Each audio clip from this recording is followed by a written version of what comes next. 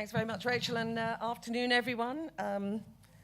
This must be death by presentation, GDPR after lunch. It's not the greatest time for the slot, but hopefully once you've heard me, you're going to hear some much more erudite people who are going to discuss the whole impact of GDPR on the industry.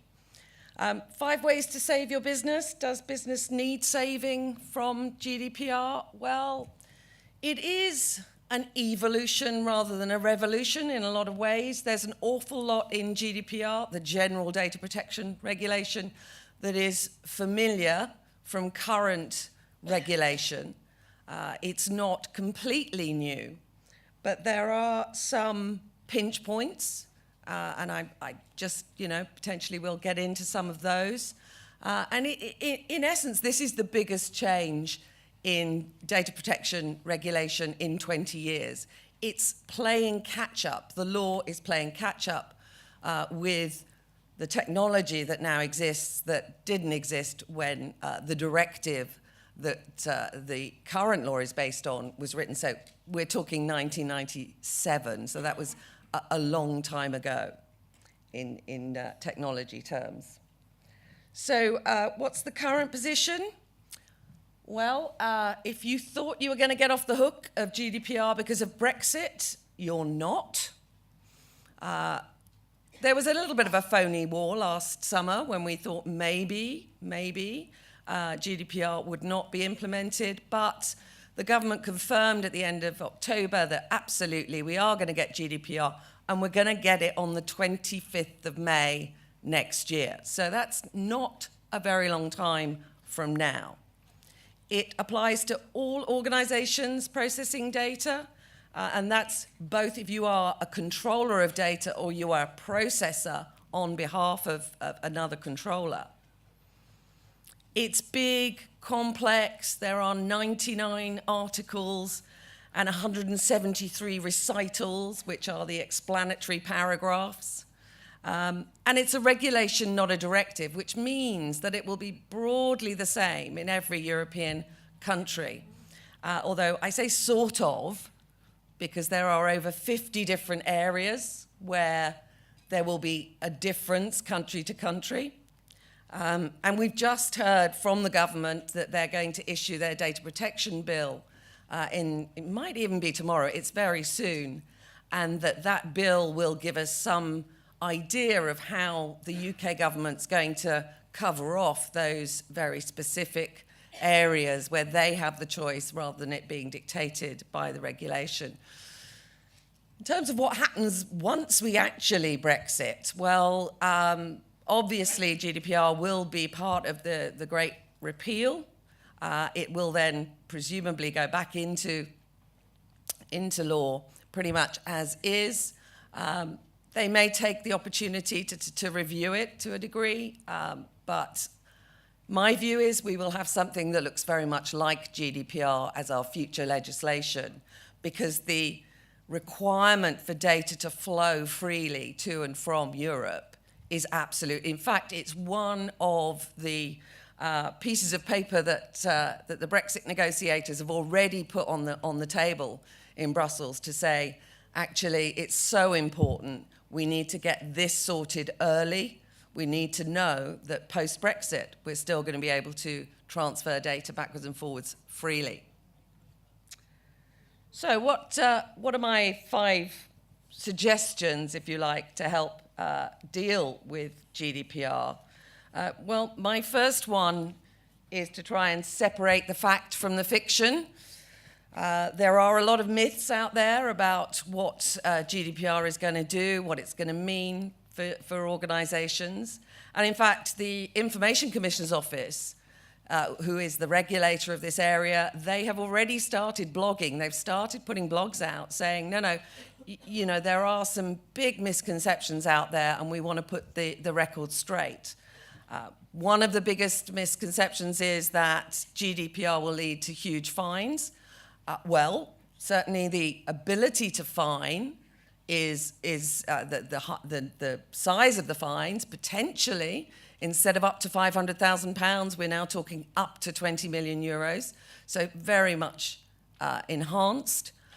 But what the ICO is saying, look, if there's a fine, if there's a transgression today that's worth a £20,000 fine, it's very likely under GDPR that the same transgression will attract the same level of fine.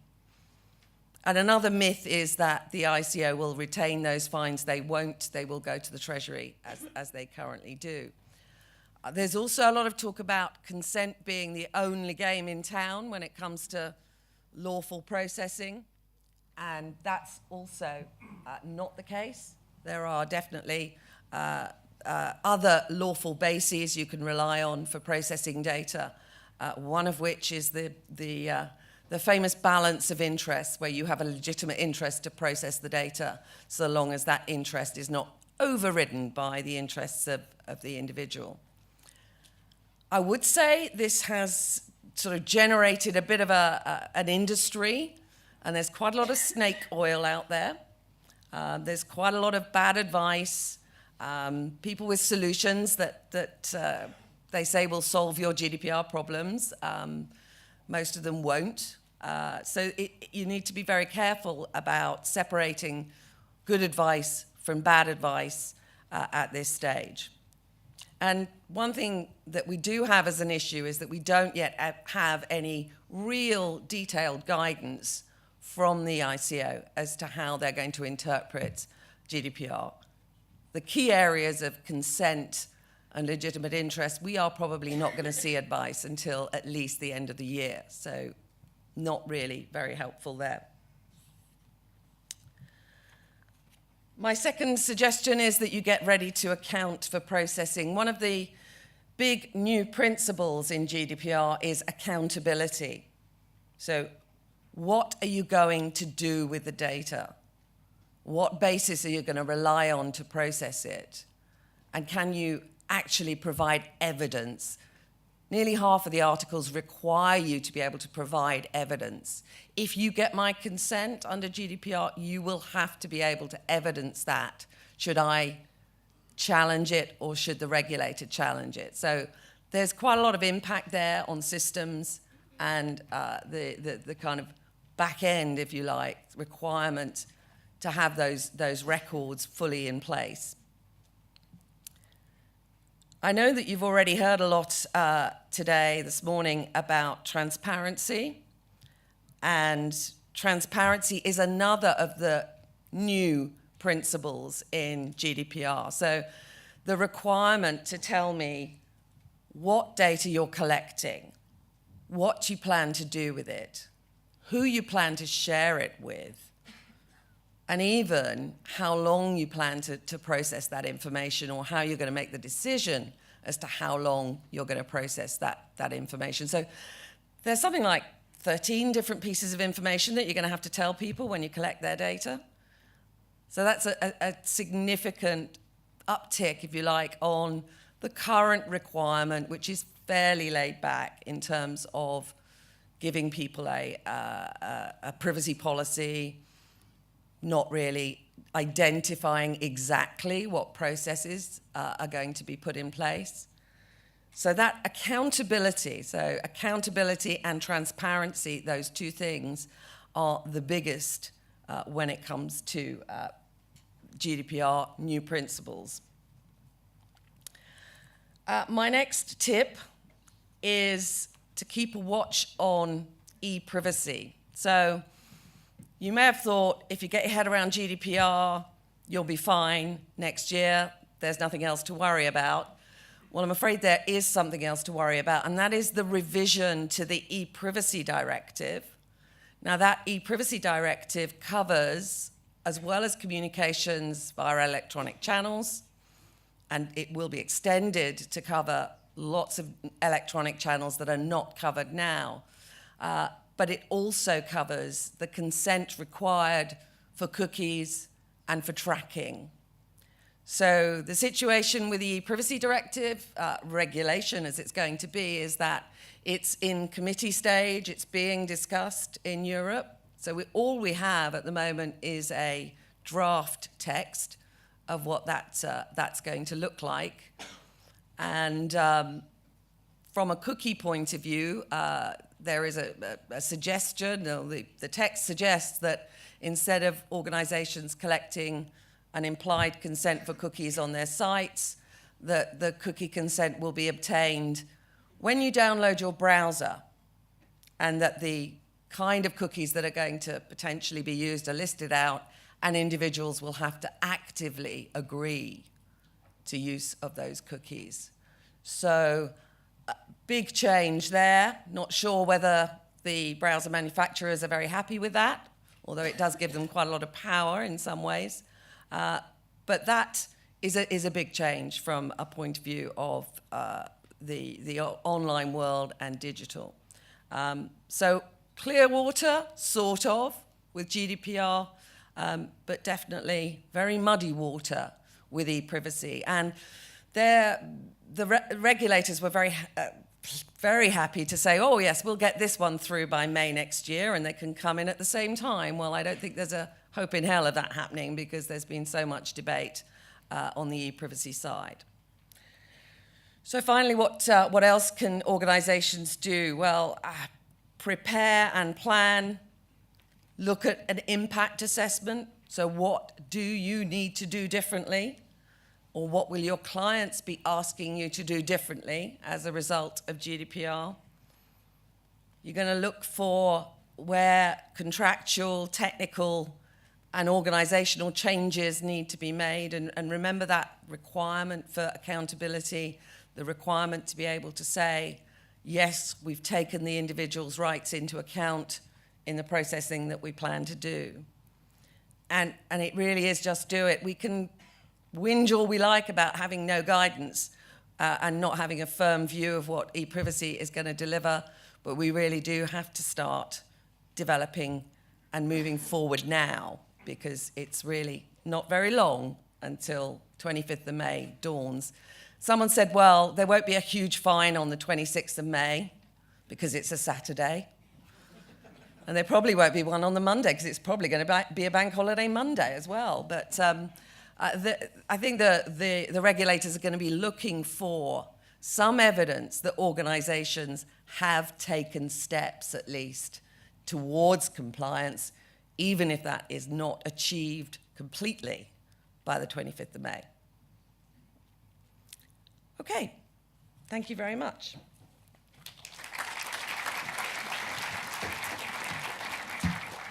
Thanks very much, Rosemary. So now I just wanted to invite Rosemary's panellists to the stage for a bit more of an in-depth discussion on that. Mark Howley from Zenith, Matt O'Neill from the Media Trust, Stacey Huggins from Ad Ledger, and Amanda Arthur from Proximity. Thank you very much. Yes, please.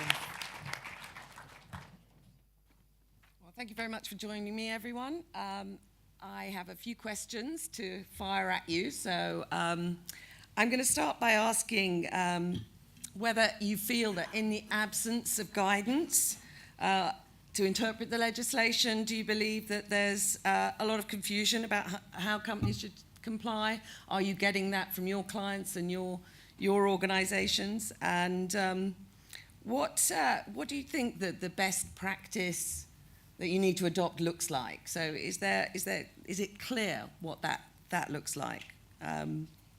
Mark, do you want to kick us off? Yep. Yeah. Okay.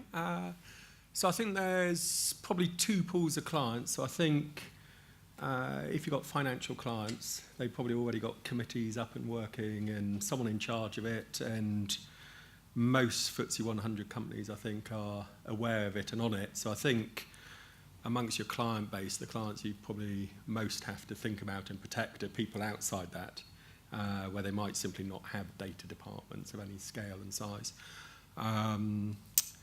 So that's sort of part one. And I think the main advice, I mean, it's very difficult as an agency at the moment, because whenever you say anything, you always caveat it slightly with, we think.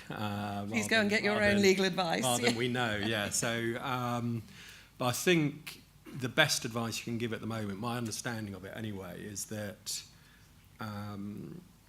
what you really need to show is that you're taking it seriously. So if you find yourself in some slight breach, they're not going to put you out of business, but you'll help yourself a lot if you have this person is in charge of it in our organisation, he's at a senior level, if we were to have a breach, this is what happens in the next 24 hours. So you've actually thought about the process behind it, how it would work in your organisation, just to demonstrate that you haven't parked it. So I think that's the initial step of who's responsible in your organisation. Now let's imagine a world where you did mess up somewhere. What happens next within your organisation so that you can demonstrate that if something did go wrong, we would be onto this really, really fast. We have a process which allows us to do that, et cetera, et cetera. Well, if they turn up and start asking you questions, there's no process, no one in charge, everything's a bit of a mess, no one knows who to talk to, then you could be in trouble. Yeah, I would agree. I think there are a lot of things that people can be doing right now, and I think you touched on some of them with the myth busting. For instance, hiring a DPO, data protection officer, within your organization if you don't currently have that person. And also, I think doing a comprehensive digital privacy risk assessment, the first step of which is actually figuring out who you're doing business with on your website. Who's dropping cookies, who's dropping code, who's gathering intelligence about your users and exposing you to risk associated with GDPR. And there'll be companies with whom you have direct relationships, i.e. contracts, and then you'll also have a lot of companies throughout the ecosystem that are active on your site, all of whom you need to have a more direct relationship and knowledge of in order to get your house in order. I think a lot of people are hemming and hawing about the lack of clarity around consent. But I think there's a number of things you can be doing that you'll have to do regardless of what that consent definition looks like come December to get your house in order. And that should definitely keep you busy for the next few months at least. That digital impact risk assessment, I think, is crucial, though. Yeah, and on consent, to be fair, we have had some draft guidance from the ICO back in March, and their current position is that, yeah, they're not going to reissue it again until December, but it probably won't change very much. So thank you, ICO, all the 300 companies that gave feedback to them, but apparently, no, it's not going to change much. Yeah. And I think we're seeing quite a wide variety of preparedness amongst our client base, which is quite surprising given some of the bigger brands, slightly concerning. And many clients are looking more at compliance issues, ticking those boxes, but not perhaps necessarily spending so much time on thinking about how they're going to communicate all the new information that they're now obliged to communicate to customers in their privacy policy. And there's going to be a lot of work needed to think about how to express that in a way that is clear, is transparent, and that customers can understand. And I've even heard now several lawyers talking about bringing in creative resource in order to help with that particular effort. Yeah, I mean, it's kind of counterintuitive, the vast amount of information you've got to put across, and yet you are required to do it in clear and plain English, and to be very, very transparent about it. Yeah, I'll just add to that too. I think what everyone said makes a lot of sense, especially doing some kind of an audit of areas of potential data leakage and really understanding what your third-party partners are doing with your data. Because I feel the most disruptive piece of the legislation is really that piece of, like, you may have to, it's very ambiguous, you may have to halt dissemination of data amongst your third parties. So that is where you get into trouble, because you actually have to create some audit trail or some form of data provenance to really be compliant. And so it's, as you know, ad tech is super murky, and that becomes really tricky. I mean, I'm from a position where I represent AdLedger. I'm the executive director there, and we're working with a lot of, I think we have like 60 members now based in the US, and we're working on a lot of different solves, and one in particular does use blockchain technology as an audit trail in order to help keep primarily publishers and processors compliant with GDPR. Of course, that is a US, right now, a US-based organization. However, we are forming a chapter here. So hopefully that's another piece of advice I would offer, is get involved with AdLedger and start getting educated about potential alternative ways to stay compliant. And what is the general reaction in the US at the moment to GDPR? Is it being embraced? Is it being feared? Is it just not known? Head in the sand, Yeah, I would say. I would definitely say that, I've talked to some major publishers about what their plans are for GDPR, and it's like they have no plans. Yeah, I saw a quote last week. It said, we're in the US and GDPR is largely a European problem. So that is changing with AdLedger, because I've certainly we've got an established working group dedicated to GDPR protection. So that's changing when we start explaining to folks in the US, regardless of whether or not you are based in the US, you're still vulnerable. And also if you're a global organization, you really have to pay attention. So it's starting to change, but before that initial AdLedger meeting where we talked to everybody, no one had done anything, really. Is that your experience too? Yeah, despite my accent, I don't spend too much time in America. I'm mostly based here in London, but I've just profiled you. yeah. Oh, damn. Yeah. So I do think that it's almost like there's two camps. There's people in America that get that this is coming and they need to get ready, but they feel that they don't quite have the tool set to deal with it. I mean, we live and breathe European policy, and we've been down this road with the cookie law and that kind of thing over the last few years many times. I think for the US, this is the first time it's reared its head, and they're trying to get their head around it. And then other people, like the quote I read last week, are just seeing it as a European problem that won't impact their business. And I think they're going to be ready for a wake-up call. Is there a belief that it's very unlikely that there'll be enforcement in the US? Or? I think there's a whiff of that, yeah. Or Well, it would be difficult. Well, given that the Information Commissioner's Office here is already under pressure and is going to be seriously defunded as a result of GDPR, I think there's a question mark about the ability not just of the Commission to enforce, but also to provide the resource and the advice that organizations are looking for. I mean, if I was a U.S. publisher, I would actually be quite excited about GDPR because it starts to give me a stick that I can beat the bad actors in the ecosystem with that I have never really had as a publisher. Everything's rolled downhill onto me, and people complain about viewability and supply quality and fraud and brand protection, and it always lands on their shoulders. And I think that now with GDPR, you can say, look, 30% of my traffic is coming from Europe. I need to clean up my vendors on my website. You are going to have shared liability with any breaches that I'm discovered for. I've run an audit. You're doing illegal activity on my site. Get your house in order, or I'm going to shut off my supply. And I'm going to work with my SSPs and my exchanges to do that. And I think when you have a regulatory framework like GDPR behind you, it starts to give some power to the publishers. And then secondarily, and then I'll shut up, is that the publishers can actually start to really leverage the direct relationship with their consumers. Mm-hmm. So they sit on valuable first-party data just like brands, and they can start to say, look, we have that relationship. We have the right to use this information because that's our relationship with our consumer, which can take away some of the power maybe from third-party data exchanges and marketplaces that are getting some of that audience in nefarious ways. So will the balance of power change as a result of this regulation? Do you have a view on that? The good thing about it all, it's all there for good reasons, for good consumer reasons, which I think is a good thing.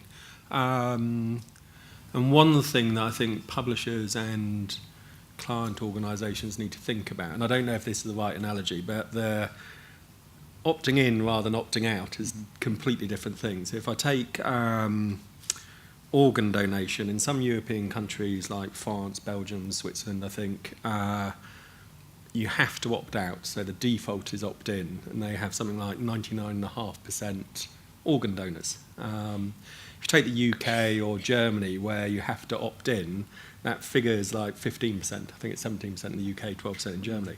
So I think you could have maybe not to that scale, but you could have people just don't like opting into things, and their default is just take the route of least hassle and risk to use. So I think publishers and clients will need to think, what's the value exchange here?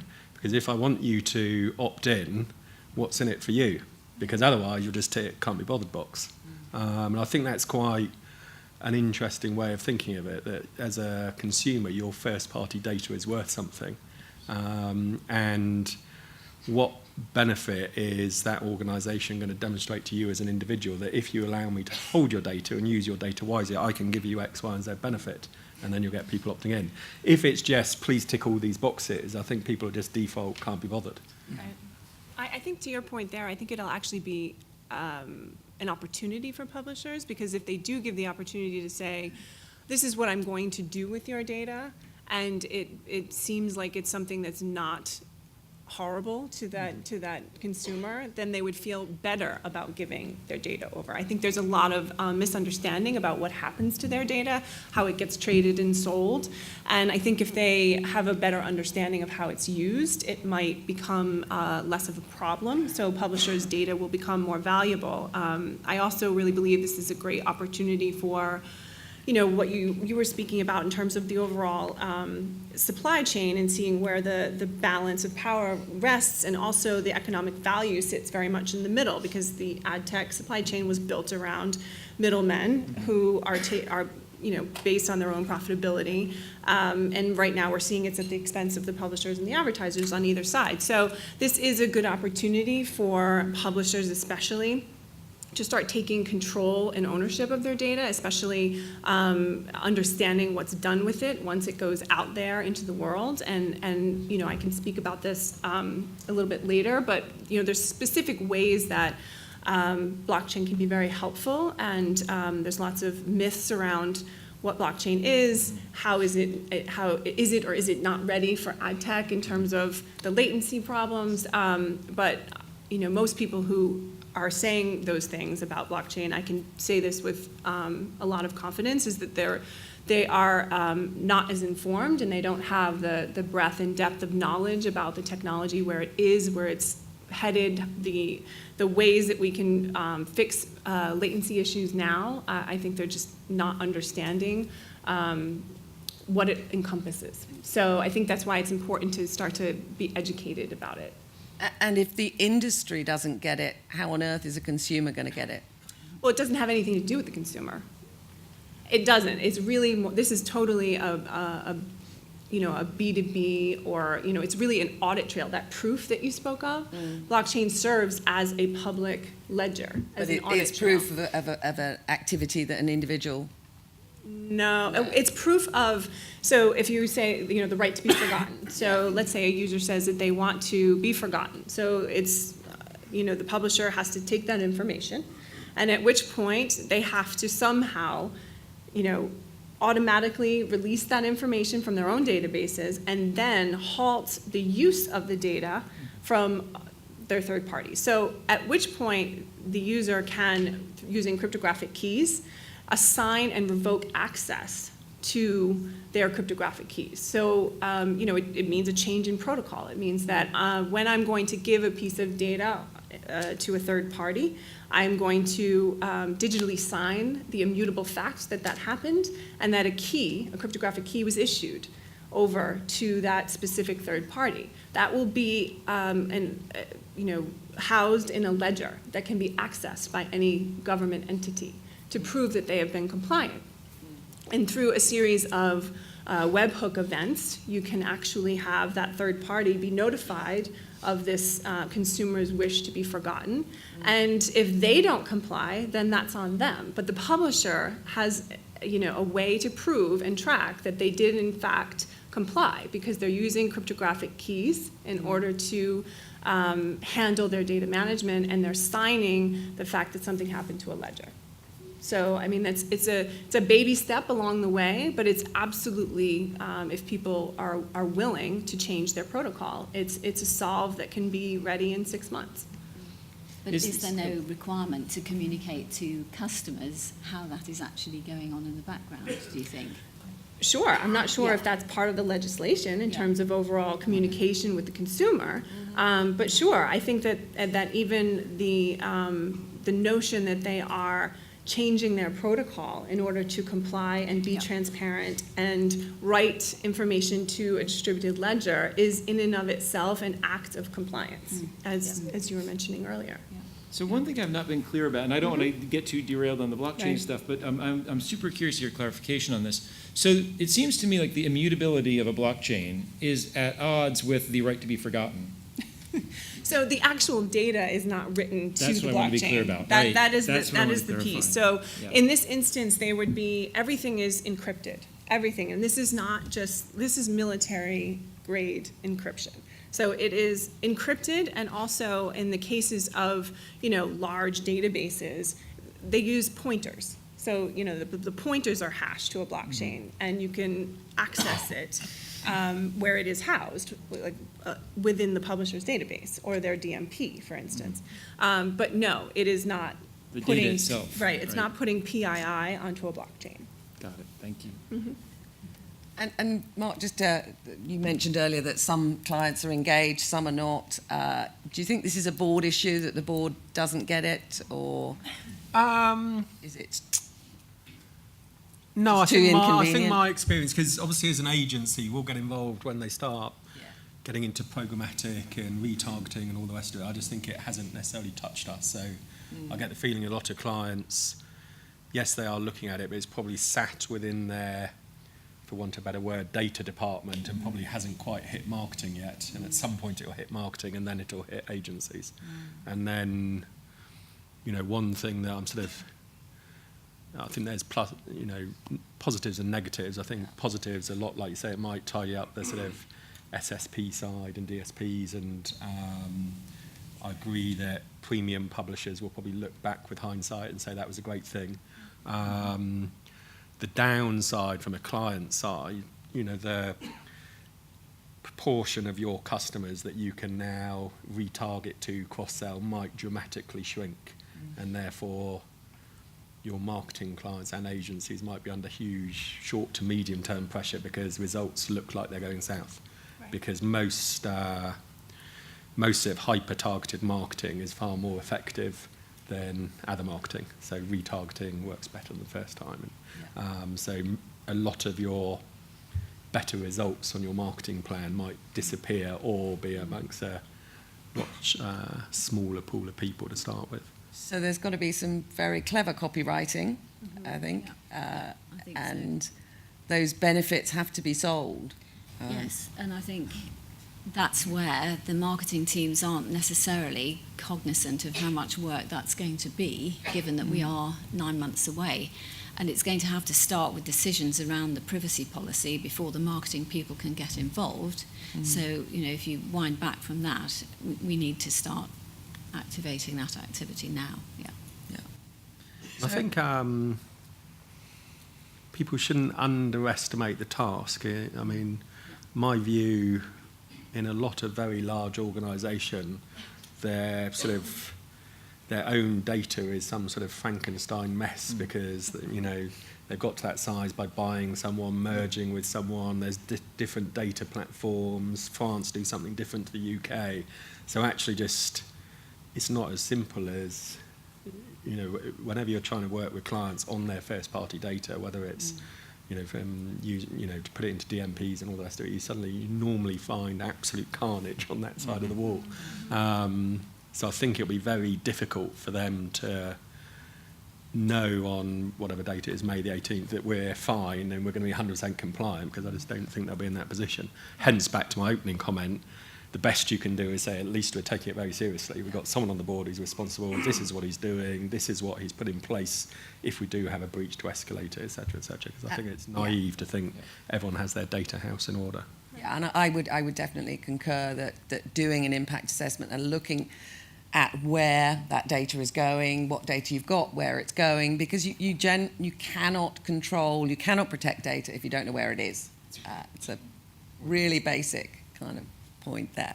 And I think it's also an opportunity to stop customers being confused, because quite often there are inconsistencies across channels, so this is an opportunity to put those right as well. Yeah.